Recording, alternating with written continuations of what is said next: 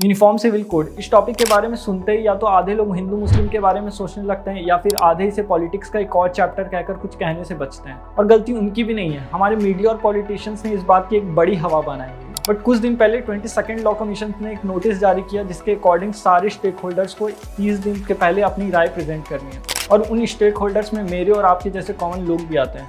आसान शब्दों में कहा जाए तो यूनिफॉर्म सिविल कोड एक ऐसा कॉमन लॉ है जो हर कम्युनिटी, कास्ट, रिलीजन और जेंडर के लिए एप्लीकेबल होगा। एक्चुअली इंडिया में अलग अलग रिलीजन के लिए अलग अलग पर्सनल लॉज एग्जिस्ट करते हैं जो उनके मैरिज, डाइवोर्स, एडॉप्शन, मेंटेनेंस और इनहेरिटेंस जैसे पर्सनल मैटर्स को हैंडल करते हैं। जैसे कुछ हिंदू कस्टम्स के अकॉर्डिंग जहां औरतें दोबारा शादी नहीं कर सकती, वहीं मुस्लिमों में औरतों को डाइवोर्स के बाद दोबारा शादी करने के लिए निकाह हलाला करना पड़ता है। यूनिफॉर्म सिविल कोड बेसिकली इन सारी कम्युनिटीज के पर्सनल लॉज को एक कॉमन सेट ऑफ रूल से रिप्लेस कर देगा। जैसे हर इंडियन के क्रिमिनल मैटर्स को सीआरपीसी और आईपीसी के अंडर हैंडल किया जाता है, वैसे ही हर इंडियन के पर्सनल मैटर्स को यूनिफॉर्म सिविल कोड के अंडर हैंडल किया जाएगा। बट जितना सिंपल ये साउंड कर रहा है उतना है नहीं। दशकों से यूनिफॉर्म सिविल कोड आर्टिकल 44 में मात्र एक सेंटेंस बनकर रह गया।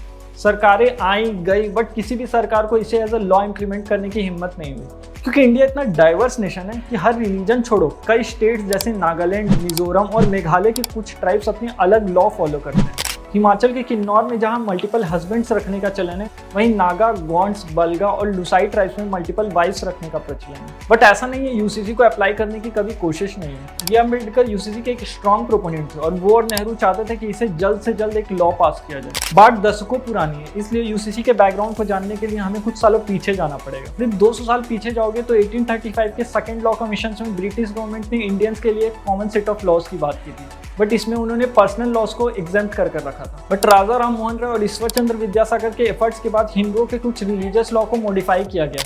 जैसे 1856 में विडोज रीमैरिज एक्ट पास किया गया, 1874 में मैरिड वुमेन प्रॉपर्टी एक्ट पास किया गया। बट इन लॉज का काफी प्रोटेस्ट हुआ और इन प्रोटेस्ट से डील करने के लिए हमारी गवर्नमेंट ने 1941 में BN राव कमेटी का गठन किया। कमेटी ने फाइनली अपनी रिपोर्ट में एक कोडिफाइड हिंदू लॉ को प्रपोज किया, जिसे 4 अलग अलग एक्ट में 1956 में पास कर दिया गया। राइट विंग फंडामेंटलिस्ट गवर्नमेंट से ये क्वेश्चन कर रहे थे कि बस हिंदुओं के लॉ से क्यों छेड़छाड़ की गई, मुस्लिमों के लॉ को क्यों छोड़ दिया गया। इतने प्रोटेस्ट के बाद फाइनली पार्लियामेंट में यूसीसी के ऊपर डिस्कशन हुई और BR अम्बेडकर और जवाहरलाल नेहरू ने इसे स्ट्रांगली सपोर्ट किया। बट इतना सपोर्ट होते हुए भी यूसीसी को कॉन्स्टिट्यूशन के फंडामेंटल राइट में ऐड नहीं किया गया। इसे आर्टिकल 44 में एज अ डायरेक्टिव प्रिंसिपल डाल दिया गया।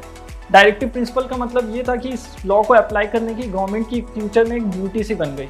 बट इस ड्यूटी को ठंडे बस्ते में ये कहकर डाल दिया गया कि यूनिफॉर्म सिविल कोड का इम्प्लीमेंटेशन हमारे इंडिया की कुछ कम्युनिटी में अनरेस्ट पैदा कर सकता है। गवर्नमेंट की तरफ से जस्टिफिकेशन में ये कहा गया कि हिंदू कोड बिल यूसीसी को अप्लाई करने की तरफ एक पहला स्टेप है। इवेंचुअली हमारे लीडर्स ये सोच रहे थे कि शायद दूसरी कम्युनिटीज हिंदू कोड बिल के फायदे को देखकर अपने अपने कम्युनिटीज के पर्सनल लॉज को अमेंड करने के लिए फ्यूचर में राजी हो जाए। जब यूसीसी की बात आगे आती है तो इसके अपोजिशन में कई आवाजें उठती है। पहला आर्ग्यूमेंट ये दिया जाता है कि इंडिया की ब्यूटी ही उसके यूनिटी इन डाइवर्सिटी में है और यूनिफॉर्म सिविल कोड के एप्लीकेशन के बाद उसके यूनिटी ऑफ डाइवर्सिटी के कंसेप्ट को चोट पहुंचेगी। कुछ लोग ये तर्क देते हैं कि यूनिफॉर्म सिविल कोड आर्टिकल 25 के right to practice any religion को वायलेट करता है, क्योंकि अगर यूनिफॉर्म सिविल कोड इंप्लीमेंट हो गया तो सारे रिलीजन्स को अपने अपने पर्सनल लॉज को छोड़कर एक कॉमन लॉ को मानना पड़ेगा। तीसरा तर्क ये दिया जाता है कि जब सीआरपीसी और आईपीसी जैसे लॉज कंट्री वाइड सेम नहीं है, जैसे अलग अलग स्टेट में अल्कोहल कंजम्पशन करने के लिए लीगल एज अलग अलग है और सेक्शन 438 यूपी में अलग तरीके से काम करता है, तो फिर हमारा देश अलग अलग पर्सनल लॉज के होते हुए क्यों इफिशिएंटली वर्क नहीं कर सकता।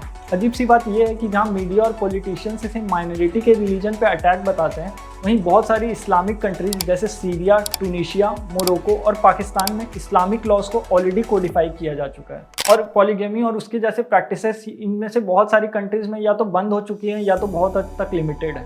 बट हमारा देश एक सेकुलर देश होते हुए भी पर्सनल लॉज को अब तक कोडिफाई नहीं कर सका। ऑल्दो 1985 में इसको लेकर देश में सबसे बड़ी बहस चली। I am talking about the famous Shah Bano case of 1985। 1932 में इंदौर की रहने वाली शाहबानो एक फेमस एडवोकेट मोहम्मद अहमद खान से निकाह करती है। निकाह के 14 साल बाद उनके पति एक दूसरी शादी कर लेते हैं और कुछ सालों बाद शाहबानो को डाइवोर्स दे देते हैं। 1978 में जब उनके पति उनको मेंटेनेंस देने से मना कर देते हैं, तब वो सीआरपीसी के सेक्शन 125 जिसमें वाइफ, चिल्ड्रंस और पेरेंट्स के मेंटेनेंस की बात की गई है, उसके अंडर अपने पति पर एक केस करती हैं। अब मुस्लिम पर्सनल लॉज के अकॉर्डिंग किसी भी मुस्लिम औरत को डाइवोर्स की 19 डेज के बाद तक ही मेंटेनेंस मिलने का रूल है और इस 19 डेज के पीरियड को इद्दत पीरियड कहते हैं। तो उनके पति इद्दत के ग्राउंड पर खुद लोकल कोर्ट में केस लड़ते हैं और लोकल कोर्ट शाहबानो के फेवर में डिसीजन देती है और शाहबानो को 25 रुपीज पर मंथ का मेंटेनेंस मिलता है। जिससे बढ़ाकर हाई कोर्ट 179 रुपये 20 पैसे कर देती है। इसके बाद उनके पति सुप्रीम कोर्ट का दरवाजा खटखटाते हैं और सुप्रीम कोर्ट में भी आर्टिकल 125 के अंडर हाई कोर्ट के डिसीजन को मान्य रखा जाता है। सुप्रीम कोर्ट ये कहती है कि आर्टिकल 125 सारे रिलीजन और सारे कास्ट पर इक्वली अप्लाई होता है। इसके अलावा सुप्रीम कोर्ट गवर्नमेंट को यूसीसी अप्लाई करने का एक रिकमेंडेशन देती है और असली पंगा इसके बाद शुरू होता है। इसके बाद पूरी मुस्लिम कम्युनिटी इसे अपने रिलीजन पर अटैक समझकर जोरदार प्रोटेस्ट करने लगती है। उस समय सेंटर में कांग्रेस की गवर्नमेंट थी और पीएम थे राजीव गांधी। इस इंसिडेंट के पहले जहां उनका यूसीसी को लेकर रुख पॉजिटिव था, इस इंसिडेंट के बाद यूसीसी की बात फिर वहीं थम गई। उल्टा माइनॉरिटी को अपील करने के लिए राजीव गांधी की गवर्नमेंट ने एक एक्ट पास कर दिया जिसका नाम था Muslim women protection of rights on diverse act. इस एक्ट के अकॉर्डिंग सेक्शन 125 को मुस्लिम वुमेन के लिए नलीफाई कर दिया गया और इसी के साथ सुप्रीम कोर्ट का शाहबानो केस का जजमेंट भी नलीफाई हो गया।